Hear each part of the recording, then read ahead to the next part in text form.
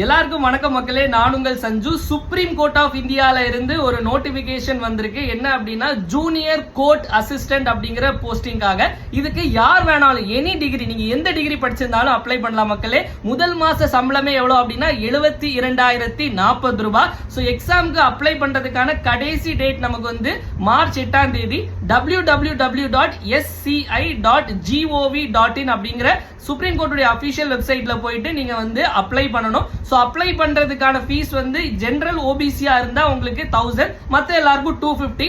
நீங்க age limit பாத்தீங்க அப்படின்னா ஜெனரலா இருக்கும் பட்சத்துல 18ல இருந்து 30 வயது வரைக்கும் எழுதலாம். அதுக்கடுத்து நீங்க ஓபிசி எஸ்சி எஸ்டியா இருந்தீங்க அப்படின்னா அதுல இருந்து ஒரு 3 வருஷம் 5 வருஷம் 10 வருஷம் அப்படிங்கிற உங்களுக்கு ரிலாக்ஸேஷன் இருக்கும். அந்த கன்சர்ன்டு ரிசர்வேஷன் பொறுத்த வரைக்கும். டெஸ்ட் பொறுத்த வரைக்கும் உங்களுக்கு எப்படி இருக்கும் அப்படின்னா, உங்களுக்கு முதல்ல 100 கொஸ்டின் இருக்கும். 100 கொஸ்டின் 50 இங்கிலீஷ், 25 மேக்ஸ், 25 ஜிகே. அதுக்கப்புறம் 25 கொஸ்டின் வந்து உங்களுக்கு வந்து நமக்கு வந்து இந்த கம்ப்யூட்டர் பத்தி இருக்கும். அதுக்கடுத்து typing test.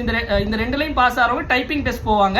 So typing test வந்து இங்கிலீஷ் தான், 35 வேர்ட்ஸ் பெர் மினிட் அடிச்சா போதும். அதுக்கப்புறம் வந்து ஒரு இங்கிலீஷ் டிஸ்கிரிப்டிவ் பேப்பர், அதுல வந்து உங்களுக்கு எஸ்ஏ, இந்த ப்ரீசிஸ் ரைட்டிங்லாம் எழுதுற மாதிரி இருக்கும். இதுல பாஸ் பண்றவங்க இன்டர்வியூ போவாங்க. அதுக்கப்புறம் போஸ்டிங் தான் மக்களே. எக்ஸாம் தமிழ்நாட்டில் 9 இடத்துல கண்டக்ட் பண்றாங்க.